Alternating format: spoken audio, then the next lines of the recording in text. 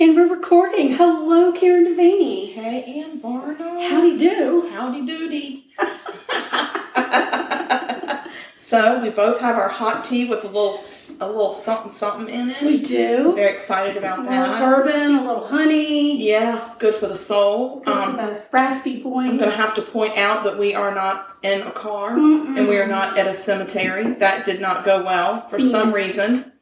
We had so much static and feedback on that recording, we couldn't keep it. I don't know if there were too many spirits. I think we had a car full of spirits, and they were messing up our energy field. Absolutely. Not to mention, Karen's car kept doing these really odd things where the air conditioner would be full blast. And then all of a sudden the heat would come on, and I wasn't touching it, so somebody was fiddling with my fixtures. And then she had sensors that would go off. She's got a sensor when she gets too close to something, her car beeps. Yeah. And the sensor would keep beeping, but we weren't close enough for anything. We weren't doing anything. It's a parking sensor, but we weren't parking. Right. So I don't know. We had to scrap that episode and record from the safety of our home. It is dark outside. It's dark. It could be gloomy. Spooky weather. So I want to ask you a question. I'm scared. Do you know what taphophobia is? Yes, what I do. Is it? Because I think I have it. Oh, I'm sure I do.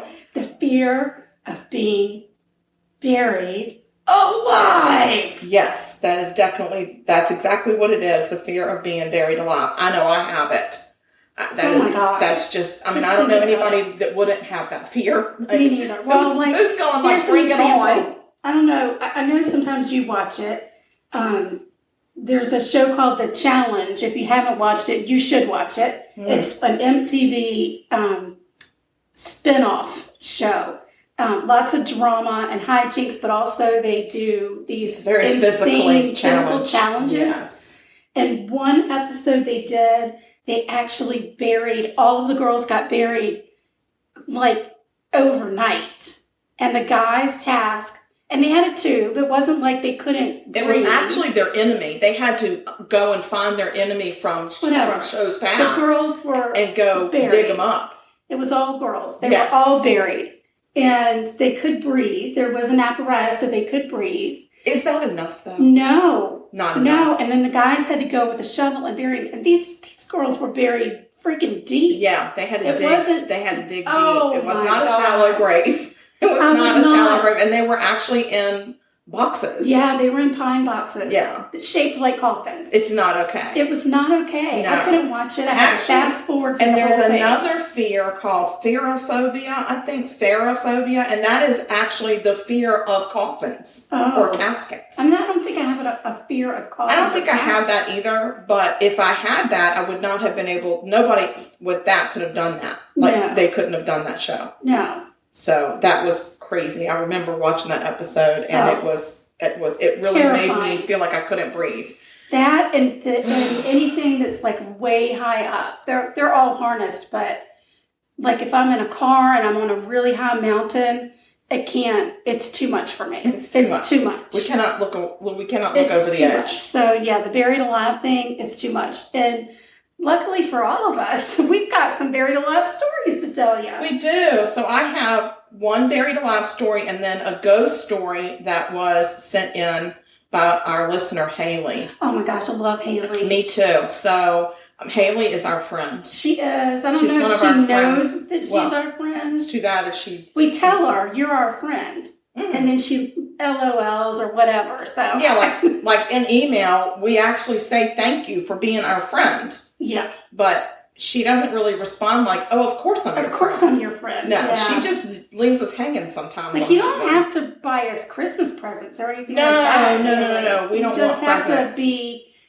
if we're out, I'm like, oh my gosh, it's my friend Haley. And you say yes, and you're my friend Ann. And yes. Here's my other friend, Karen. Yeah, that's me. So that'd be nice, Haley. I mean, just, recognize us. Just recognize us as your friend. But anyway, she sent in a really creepy ghost story that actually happened to her. It's a first-hand account, and I cannot wait to share that. Whew. All right. So you want to tell your story first? We're not baking, by the way. I mean, actually, we are baking, but we're not baking on the show. No, because there's always something baking here. I baked last night, and unfortunately, It's all gone, so I had to bake it again today. Well, I just think you need to start doubling that recipe. Who's ever heard of only making 2 dozen cookies? That's just stupid. Well, you'd think it'd be enough. I live alone. Yeah, but you don't eat alone. That's true. Well, I do eat alone, but No. It's like there's a sixth sense that goes off on the second floor. Like, there must be a smell that wafts down. Yes. And you're like, are you baking cookies? Yeah. As a matter of fact, yes, I am. They actually know what time I usually bake. I know. We love it. Later in the day. That's right. All right, so let's hear it. Okay, so this one actually Oh my God, I'm already scared. This one hails from Edisto Island, South Carolina. Oh my God. We went out to... I did. I heard it already, but I'm still scared. Okay. Oh my God. We went out to the Presbyterian Church out on Edisto. We walked through the graveyard and we saw the actual site of what I'm going to talk about. Yes, we did. So, and we took pictures of it. We took pictures. And it was creepy. And it was so creepy. And that graveyard is astounding. Yes. So the congregation was founded in 1685 of this local Presbyterian church. Mm-hmm. But the church building that sits there are 2 buildings. One is new and one is old. The old church building, the original church, was constructed in 1831. Wow. So the cemetery there, of course, has people buried there that started in 1831. Well, I've been told that the difference between a cemetery and a graveyard, this is actually a graveyard, because a graveyard is attached to a church and a cemetery is not attached to a church. I didn't know that, but I've been schooled. There you go. So this was a graveyard. We did see a grave there from where a gentleman was born in the 1700s. He didn't die in the 1700s, but It's the first time I've ever seen a headstone that started out in the 1700s. Yeah. That Unless amazing. I was, I mean, we might have been a tourist attraction somewhere, looking at graves or whatever. Yeah, definitely. Not that that's something I do often. No, well, we try not to. But let's just talk a little bit about what this graveyard cemetery is. How beautiful it is. Because as we walked through, there were these gorgeous old, really, really old iron gates. So intricate. They just absolutely amazing. Yeah, and Charleston is known for its ironworks. Yes. The gates and stuff are very ornate in Charleston. And so, of course, these were very ornate gates, and they surrounded the family plots. Yes. So the gates were different, which I thought was really interesting. Yeah, I mean, some of the gates they did the work on them, and the headstones, oh my God. So much love went into those headstones. Yeah, some of the really little babies' headstones actually were made to look like cribs. Yeah. Where the bed of the crib was actually bare and had ground in it, which is kind of weird. There was one headstone that was absolutely beautiful that I will post a picture of, and it had on the front of it was a wreath of rosebuds. And on the top of it, it looked like a little blanket had been draped and a little rosebud had been left on top. But it was all one piece. Yeah, and I don't think it was marble. I think it's is it granite? Or no, it's not granite. I think it's sandstone, limestone. Something. Whatever. Stood the test of time, stone. Yes, none of the writings none of the etchings had stood the test of time on that one. It was completely smooth, but because this was part of the molding, it had not eroded to the point that it was flat. It was absolutely gorgeous, and some of them are very tall, like these. I want to call it a steeple, but I don't think that's what it's called. It's like a spire that goes up, and then around there was one that was done for a family, but I think the mother was the first one in. But it had all these little panels going around it, and it had something said about the mom on one, the dad on the other, and all the people that had been buried in that little area. Beautiful, absolutely really gorgeous. Beautiful. So yeah, and there was a family that was killed in a steamboat accident.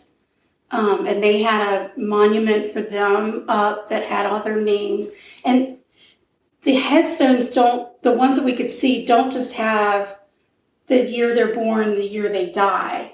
They take it down to the month that like he was 79 years, 6 months, and 5 days. And I am going back to that. I think it's lovely. I'm going back to that. I think that's lovely because you're not making people stand out in a cemetery and do math. No. And I don't think you should. No, you shouldn't have to. You shouldn't have I'm going to. to be cremated, so it doesn't matter for me. But I'm going to be cremated too, but somewhere there's going to be a plaque. You and think? it's going to, I know. Even if it's a scoreboard. Oh. It's going to, but it's going to have the year, the month, the day, and perhaps even the hour and minute. Oh, no, that's a great idea.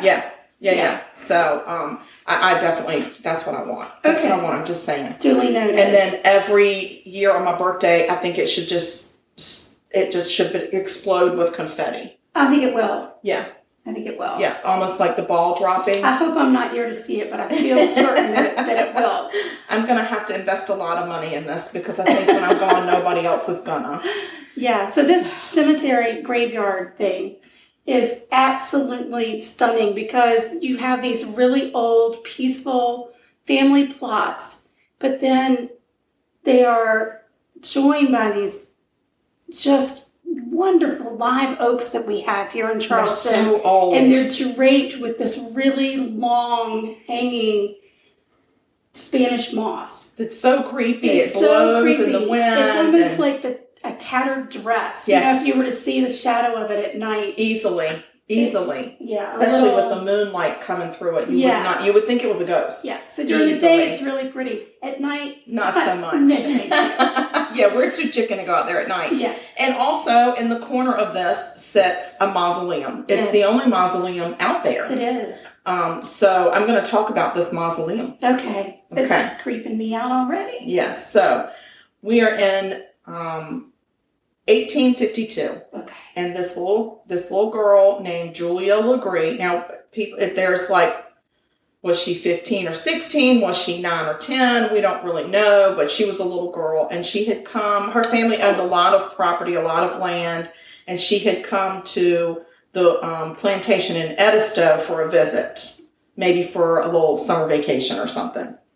Well, while she's there, she falls ill, and she wasn't doing very well, and she slips into a coma. Oh my. And her family was trying to care for her and make her better, and it wasn't going well, and they couldn't figure out what was wrong or what to do to help her. So she started to really slip into this coma, and they felt really like she was leaving them. Right. So they call for the physician. The family doctor comes. Which you can tell that these people had some money because most people back in that day couldn't afford for the family doctor to come. No, absolutely not.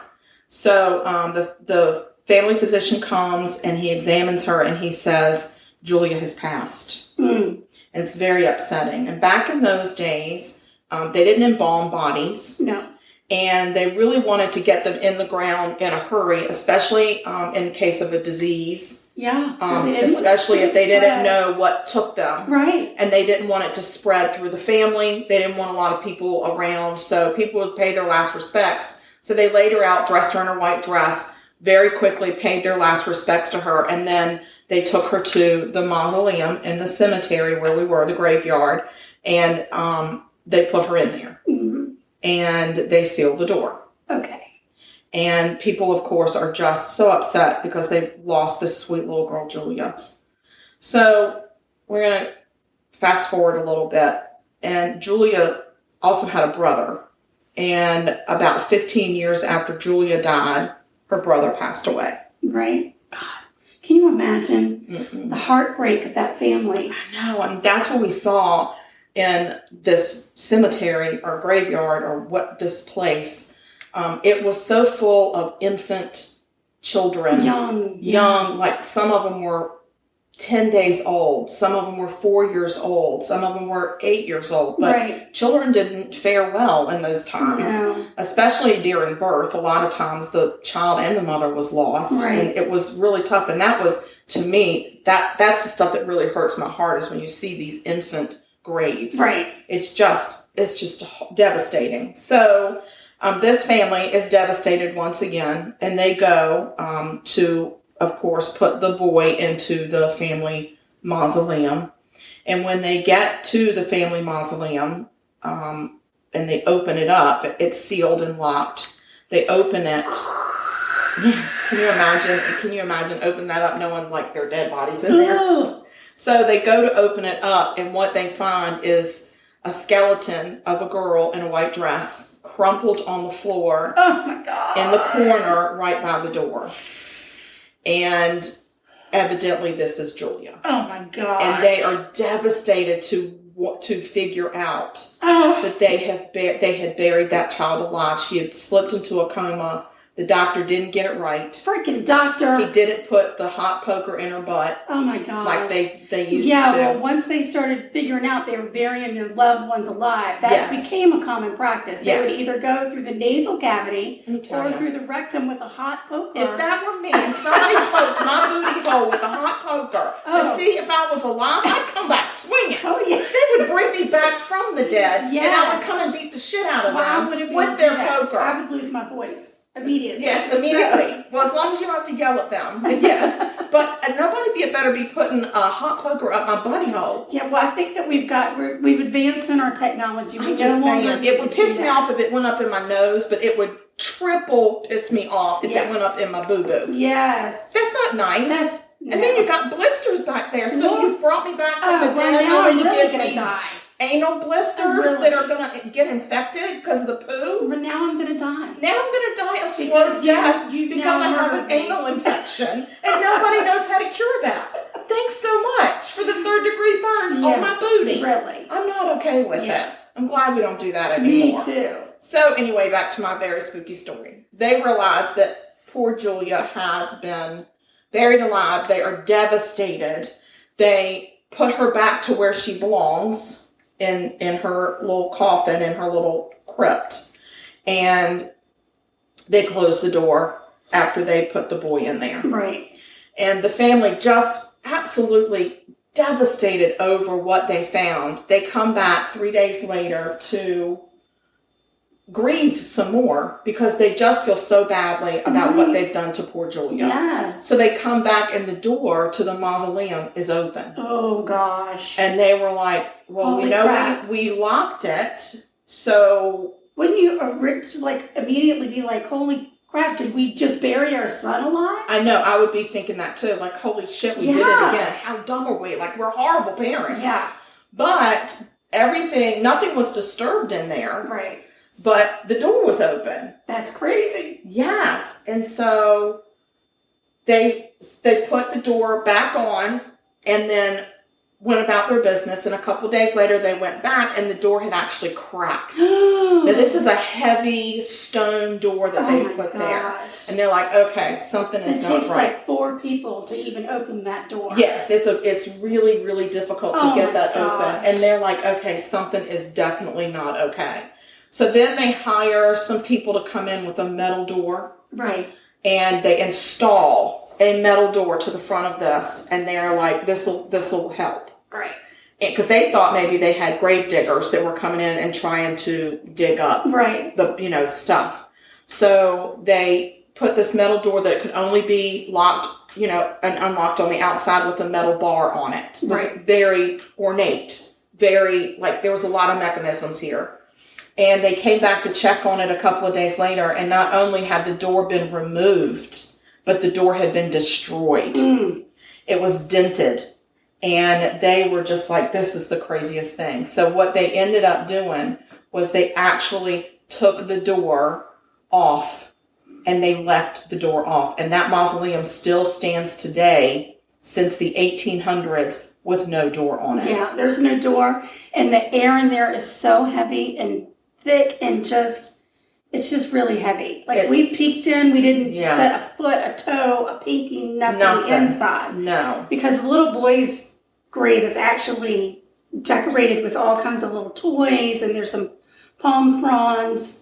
Yeah. And it's just, oh my God, it's really creepy. But yeah, you don't want to go in there. No. So anyway, the legend is that she still roams the cemetery because she likes to get out to get the fresh air. Yeah, I don't doubt it. I wouldn't want to be in there at all. So people say that they've seen a girl in a white dress roaming in the back of that cemetery. And they feel like it's Julia out for her nightly stroll to get some fresh air because she doesn't like to be in the mausoleum where she was buried alive. About it. Yes. How crazy is that? Yeah, I'm so glad they took that door off. Me too. So what I have for you now is there's a guy that wrote a story about his experiences spending the night in the cemetery. He did what? Exactly. Why on earth? Why? Just because you think it's going to be cool? I think he was with a bunch of friends. Not my cup of tea. Not my cup of tea. This is my cup of tea with some bourbon and honey in it. It's good for you. So good. It's not helping my voice, but it is helping my soul. I love it.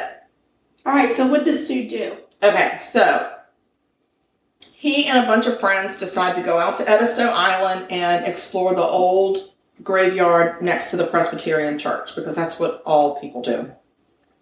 They had heard the legend of Julia and wanted to find out if it was really haunted. So he was taking a look in the mausoleum, and these kids, I guess this is when there was still a door on it, these kids locked him in the mausoleum. Oh my gosh. Yes. They shut this giant stone door. Storm door. I could deal with the storm door. Exactly. Through. They shut the big stone door behind him. I think it was the metal door at that point, probably. What it specifically says, they shut the stone door behind me. Wow. And left me trapped inside. Assholes. So, and I don't know, I mean, this could be written 40, 50, 100 years ago. I'm not sure. Oh my gosh. When this happened. So, he stood in the darkness, terrified, and the boys on the outside laughed at him and said, "We'll be back for you in the morning." Oh my gosh! So then who he was are like, their mothers? "I don't know who their mothers are, but I'm very disappointed in their behavior." Yes, that is so irresponsible because what if he suffocated? They didn't know if there was enough air in there. Yeah, what if he had a heart attack from a panic attack? It's tiny. It's It tiny. is tiny. Oh, it is very tiny. I'm sweating just it is littler than a tiny house. It's awful. It's right. No.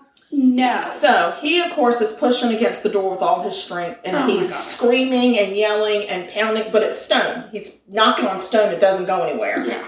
And so it's pitch black in there. So he nervously sits down in the corner, huddles in this corner, practically in the fetal position, thinking, okay, I got to get through the night. I've got to figure out how to get in. My thought would be, I'm going to die. Yes. So he begins to panic, and he actually starts to feel pressure on his chest, probably a panic attack. Or a heart attack. And then he actually starts to cry. Oh, yeah, I'm crying with him. Yeah. So then all of a sudden, as he's crying and trembling and he's all up in his head, thinking, how am I going to get through this? They're not coming till morning. I've got to figure out. I can't get out. I've got to figure out how am I going to last. And I need new friends. And I need new friends. And Haley I hate my would friends. not do that to us. I would hope not, Haley. If you do, you're very disappointing. I'm telling you right now, she's just not that kind of girl. No, I agree. I believe Haley is not like this. Yeah, and I've only met her once. There you go. So then, all of a sudden, she hears a faint scratching sound. The dude? The dude. Not she. He. I'm sorry, dude. I was thinking of Haley. He hears this faint scratching sound, and at first, he thought, that's got to be my imagination. Or a mouse or a rat. Yeah, which would be just as bad, honestly. God. So he huddles in the corner, and the scratching becomes more and more frantic and louder. Yeah, you would have been hearing the slow trickle of pee at this point. Oh, good Lord. And I probably might have lost my bowels at this point. So anyway, he huddles in the corner and he tries to cover his ears to block out the sound of the scratching because it is unnerving him. Yeah. I would be falling apart. Like my teeth would fall out. I'd be so scared. So anyway, all of a sudden he hears this horrible guttural scream. And it's filling this mausoleum. So he's like, it's in the mausoleum with me. It's something that's in here with me. And it's screaming. And he said it was absolutely the most god-awful sound. It was like a scream followed by sobbing. And it was the sobbing of a girl.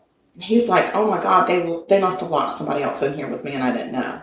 maybe she was hiding in here from with her friends, and then I came in, and then she was scared, and now she's realizing we're stuck, and now he's like, oh my gosh. So he said the screaming got so bad, he actually his ears were ringing. That's how bad the screaming was. And he was like, oh my gosh, what do I do? He's in the corner. He's in complete pitch black. And he's got chills up one side and down his body. And this girl is sobbing uncontrollably. And he said it sounded like she just had no hope.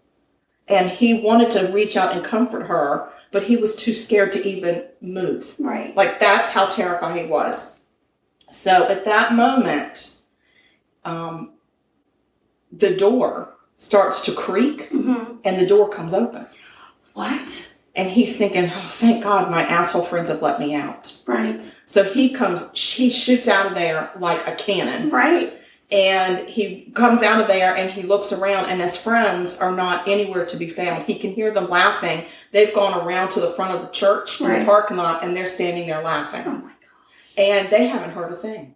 I'd sneak up on them. So he goes running. I wouldn't have time to sneak up on anybody, because I would be running with my hair on fire and squealing. So he runs up, and they all look at him like, oh my gosh, how did you get out? And he was like, of course, you big assholes. And then he was like, I don't know, the door just opened. Didn't you hear all that screaming? They were like, no, we didn't hear any screaming, you big liar. Oh my God. So yeah, so they were like, we just don't understand how you got out. And he was like, well, the door just opened. And it let me out. And they're like, okay. And so they don't really believe him. So they go to get into their car or wherever they're going. I don't know if they're in a car. But one of the people with him looked at him and said, oh my God, look at your face. What's on your face? And he goes into the light, and he sees that on his face are 5 bloody fingerprints streaked down the side of his face. Oh no. And he said it almost looked like somebody had stroked his face with bloody fingers to comfort him. And he said, thank God he didn't feel it. Can you imagine? No. Holy moly. Like, all my bones will fall apart. Yeah. I don't even know. Yeah. I don't even know how to explain that level of scared. No. I never want to know what that level of scared feels like. Me neither. So anyway, he feels like that what had happened was that she had tried to comfort him and then realized that she needed to get him out of there, and then she opened the door for him and he came out. Right. So needless to say, he never went back to that cemetery. She showed up in the friends' dreams that night. I hope so too, and I hope she flipped them all off. Me too. She was like, oh, there you go. Yeah. Yeah. And then she should have said, I'm going to get you. I'm going to get you right now. Yeah. And then that boy should never ever have another bad dream. No. He's had all the bad dreams in one moment. I bet he came out with white hair. Probably. He probably did. Yeah. And big saucer eyes. Yeah. Probably like that still. Yes. He's walking around with a shocked look on his face. All the time. It's frozen. Oh my God. Yeah, so that is so creepy. That's so creepy. It takes my breath away. Cool. Well, it takes my breath away to think that anybody was in that mausoleum for more than a second, because the air in there is it's just stifling. It's so stifling in there. It's just... That's insane. Yeah. That's insane. That was a great story, though. Great story. Spooky. So spooky. I don't like it. A double whammy spooky. I have a story, a buried alive story. Okay. This was back in 1889. See, I feel like the 1800s, they were full of this shit. Yeah. I don't want to go back there. If I ever get a time machine, remind me. Don't go back to the 1800s, because people were being buried alive. Not a good time. Yeah. Mm-mm. Yeah. And don't go back to 2020.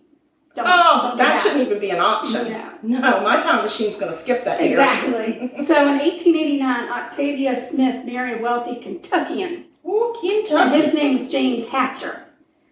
The newlyweds had a son who they named Jacob. But the infant mortality rates were really bad in the 1800s, and Jacob died while he was still an infant. Oh, God, it happens so much. That's why they had so many children. They never knew when they were going to live or die. It's true. So losing her son put Octavia in a deep depression, and she was bedridden for several months. Aww. During this time, she also began showing signs of a mysterious illness. Eventually, her body entered a coma-like state and nobody could wake her up. Another thing from the 1800s. Lots of mysterious illnesses. They got the vapors. They got the vapors and then they just went into these comas and they just didn't know. I know. So she was pronounced dead in May of 1891, just 4 months after Jacob's death. Aww. It was an unusually hot May in Kentucky, so Octavia was buried very quickly. But a few days later, others in the town began falling into a similar coma-like sleep with shallow breathing patterns, only to awaken a few days later. Maybe they needed CPAP machines. Maybe. Perhaps. They just needed some CPAP back then. They discovered it was actually an illness caused by the tsetse fly. Them damn tsetse flies, I didn't even know we had them here. Well, they had them in Kentucky. Well, I'll be damned. I hope they kept them there. Well, they had them in Kentucky in the 1800s. Well, I'm hoping they didn't cross the 1800 line or the Kentucky state line. Exactly. Fearing that she had been buried alive, her husband James panics and has Octavia exhumed. Good. Thinking that she might awaken. Aww. She had, but it was too late. Octavia's coffin was airtight. He found the coffin lining had been shredded, and Octavia's fingernails were bloody, and on her face was a frozen, contorted shriek of terror. So, he was right. Evidently, but too late. He was traumatized, but reburied her and erected a lifelike monument of her that sits in the cemetery where she rests. That's kind of Does she haunt? And then, is she haunted? Oh no. Is her haunting? James went on to develop a severe phobia of being buried alive. Taphophobia. Tapha freaking phobia. Gee, or is it tappa? Taphophobia sounds like fear of kegs. Oh man. Or tap dancing. I don't know. I'm gonna look it up. But listen. One night. But there's more. Hang on. Okay.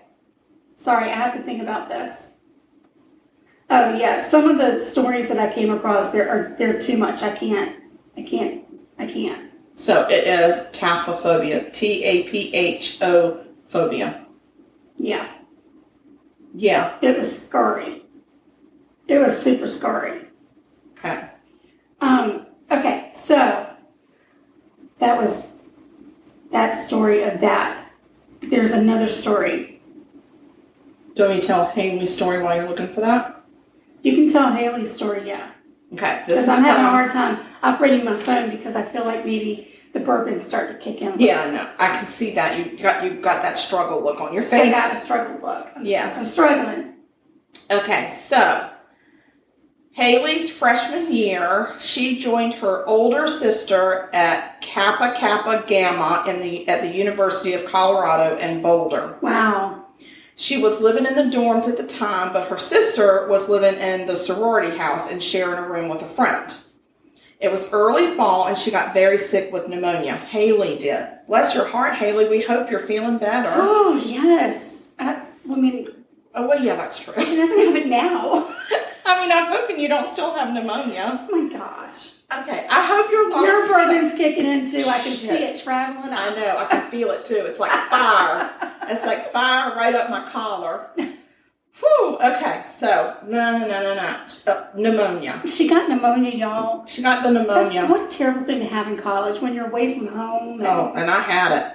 Me too. More than once. After a brief hospital stay, she was cleared to go home. Lord have mercy. Haley was in the hospital? And we didn't even know. We didn't send her flowers. But not now. Oh, that's right. It's not Lent. Okay. Shh. Oh my You're gosh. just confusing the shit out of me right now. So, Haley's sister offered for Haley to go spend a few nights in her dorm, at her Gamma house room, instead of a dorm room, and said, go and spend a few nights there to rest and recover.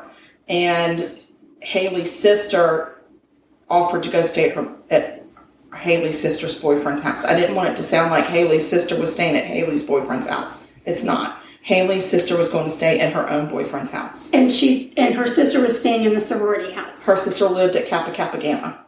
No. Yes, Haley is staying at the sorority house. She is going to stay. Haley's sister is going to stay with Haley's boyfriend. Sister's boyfriend. Yes. Not Haley's boyfriend. Oh my God, Haley. Haley, I've made your sister to be a floozy. And No. Haley's sister is going to stay with her own boyfriend. And Haley's going to stay at the sorority. Honestly, the nice thing would have been if the sister had stayed with Haley. Yeah, but then you got to sleep in the same bed. Whatever. They're sisters. I don't like to sleep in the same bed with you. Nobody likes to sleep in the same bed with you. So there, maybe it's the same situation. This is very confusing. It's not at all confusing. Okay, so Haley's sleeping at the sorority house. She is, and her sister is not. We don't care about her sister. That is rude. I care deeply for Haley's sister. I care deeply for her. That's so mean. Haley, we do care about your sister. For this story, Haley. Just for this story. We're no not wonder you're not our friend. You think we don't care about your family. I love your sister. Okay, I didn't actually have one.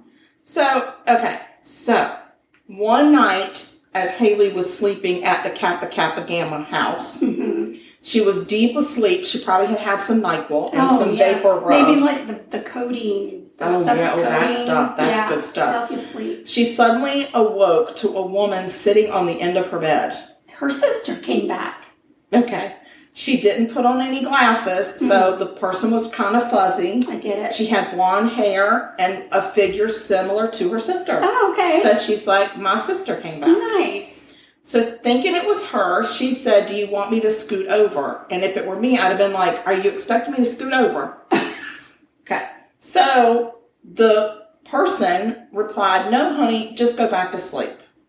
As she walked away, Haley noticed it was not her sister and noticed that the woman was wearing a white shirt and some bell-bottom jeans. Ooh. I don't know how old Haley is, but I don't think this was in the time of bell-bottom jeans because I think Haley is a little... We've seen Haley, and she is considerably younger than we are. Yes, and when I went to college, they still didn't have... They were still far away from the bell-bottom jean craze. That far. Shut the flipping hell up. You're so rude.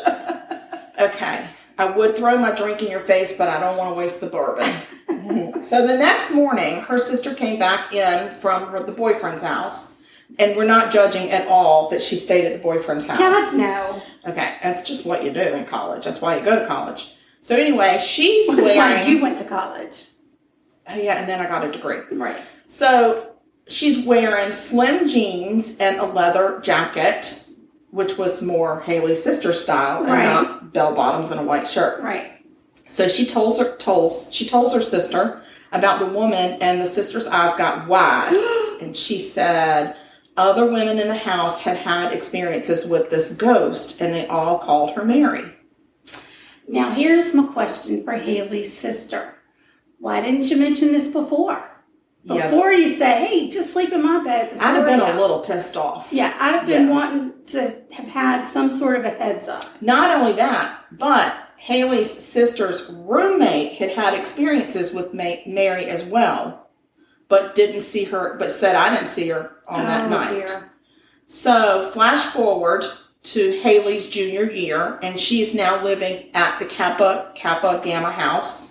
And through the luck of the draw and the point system that they have, she ended up in the same exact room as where her sister slept. Oh. And I would have said, no, thank you. Right. I will sleep in the kitchen. Some people don't mind it. Well, she said at first she was very leery, like she was worried about having some experience. Oh, there goes the bourbon. Oh, my. Woohoo! Bourbon's talking now. Oh, my. So she said that she was a little bit worried about having to sleep there, but she moved in and all seemed well. And then her roommate actually went out of town the first week of school for a wedding. So she was like, well, if it's going to happen, it's probably going to happen now because I'm alone. And nothing happened. Right. So she was like, peaceful, easy feeling. Good to go. No weird bell-bottom lady. So she wasn't scared. She wasn't worried about being there. Mary was not to be seen or heard from. Hello. So then... Have we put Mary in the closet? We might have. So it says that her roommate Jen came back the second week of school, and while Mary was trying... No, not Mary. Oh, my goodness. While Haley was trying to... Haley, can you just come tell the story, please? While Haley was trying to sleep at night, her roommate Jen kept walking around the room, opening drawers, organizing crap, sifting through papers, books, moving things around. She was really rowdy. Right. And Haley is like, what the flip? I'm trying to sleep. And now this girl's a night owl and this is going to be an issue. So after a couple of days, she said, I got kind of tired of her shenanigans. I understand that. I don't like a shenanigan. No. She decided to confront her softly one morning. And she said that she's like, is there any way that you can do your room organization during the day? Right. Because you're kind of keeping me up at night. Yeah. She didn't say this, but she meant biatch. And so the roommate was like, oh my gosh, I thought that was you. Oh my. Yes.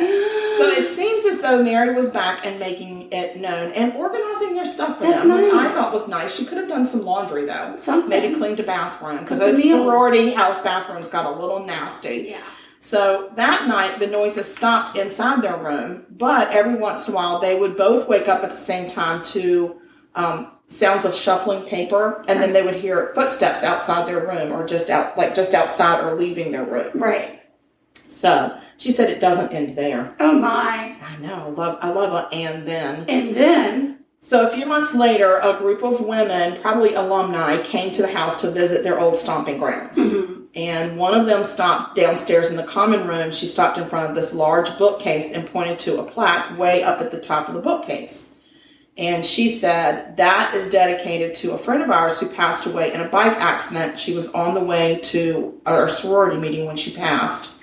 And the bookcase had the woman's name on it. It was not Mary. Right. But Haley recognized the woman because the woman was wearing in the picture the bell bottoms. Oh, no. Yes, and it was from 1972, which, by the way, was way before I went to college. Thank you. Thank you very much. So anyway, that's Haley's real life ghost story. I'm surprised she doesn't have gray hair. That would have freaked me out. Maybe she colors it. Oh, maybe don't start spreading rumors about Haley. About Haley? So anyway, Haley, thank you so much for sending that in. We love it. We love that you're our friend, and I'm so sorry I butchered that, but you can blame that on the bourbon. Probably not so much our friend. She's probably turned this off by now. She's like, them bitches, I'm not listening to that shit. Well, as you were talking, it's so weird because a story just popped up on my phone. Get out. I will not, because this is my home. Oh, that's right. Yeah. So this is the story of Headless Annie. No. Oh, yeah, I know. It just popped up. It's so crazy. No. Your name is Ann. I know. And I call you Annie sometimes. I know. I don't like this. But I've got a head. But maybe you've been faking it this whole time and you don't. Maybe take the ribbon off around my neck. Oh, no. This is from, I can't say it. I can't pronounce it. Oh, I was going to say, is it a cuss word? No, it's a place in South Carolina. Oh, what's it called? I mean, like, what's it spelled? I think it's Pinopolis. Pinopolis. Pinopolis sounds like a good word to me. There seems to be a ghost roaming in the field there. A field ghost? According to the story, a woman named Annie was married to an abusive man who, in a fit of rage, decided to cut her head off one day. That son of a biscuit. Annie was buried in the cemetery and is said to be walking the ground searching for her missing head. He didn't even bury her head with her? That's so rude. This reporter reaches out to people in the community to see, is it true? Yeah. Right? Many said that they were familiar with the story because their friends had been telling it for a long time. But one resident who came forward said that she had an experience with Headless Annie. Oh, God. Yeah. Her grandma tells the story. And her grandma always tells her, don't be going to that cemetery. Don't do it. You stay away. But Donna said one night... We're going to Pinopolis now. She and her friends decided to visit the cemetery to test out the legend for themselves. She says that somebody had told them that if you walk around the graves and say the name Headless Annie 3 times, then she would appear. It's like Bloody Mary. And I say that 3 times, and a Bloody Mary just comes right in front of me. And it's yummy. Yeah. So she and her friends are out there. It's dark. They're in the cemetery. And They say Annie's name 3 times, and the wind starts to pick up and blow inside the cemetery. But right outside the gate, she said there was no wind blowing at all. Stop it. Yeah. She says that she has not actually seen Headless Annie, but she has been driving by the cemetery at night with her windows rolled down, and she can hear people yelling out for Headless Annie to show herself. Oh my goodness. See, here's crazy? the thing. If you lost your head and you were walking around with that head, I would at least like stick some flowers or something in there so it wouldn't be so abrupt. Yeah. Like I would put like some sunflowers or roses or something like that coming out your neck so you're not so scary. Here's the thing. I don't feel like I need to know whether or not it's true. I don't need to know.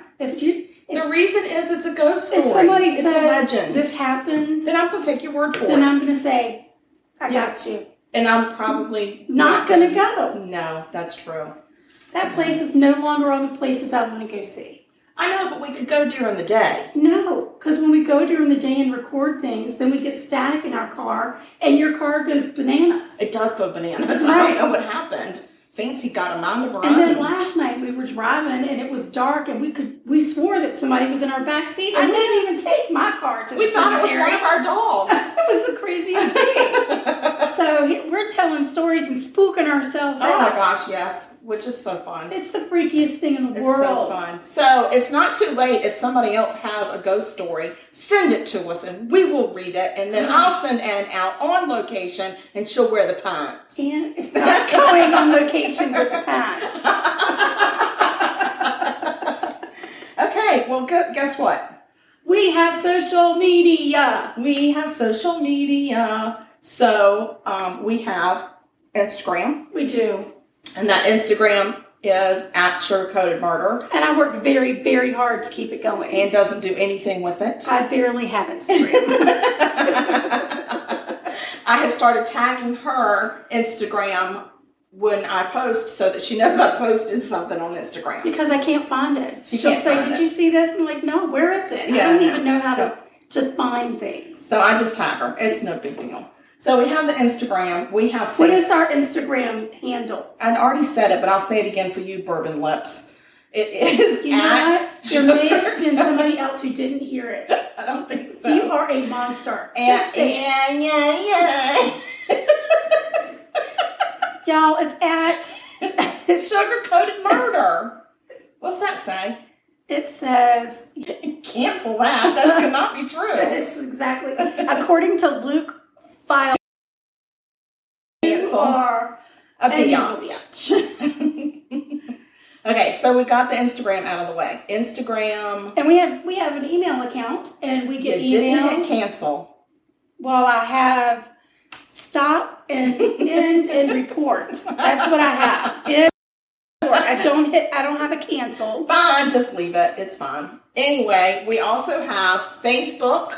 Can we go back to the email? Oh my I didn't tell anybody the email address. I didn't even know you said email. I did. If you would stop talking over me and listen. I'm talking under you now. Our email address is murder.sugarcoated@gmail.com. And you can email us stories or recipes that you want us to try, or you can just say, hey, love you. Send us like a friendship bracelet. We'll be friends. Yeah. Yeah. Yeah. We also have Facebook pages. So we have Sugar Coated Murder Podcast fan page. That's a group that you have to ask to get into, but we don't turn anybody away because we need more friends. We do. And also, there is just a regular Facebook page out there, and it's just Sugar Coated Murder Podcast. Right. And we also have a website. We do. And it's called sugarcoatedpod.com.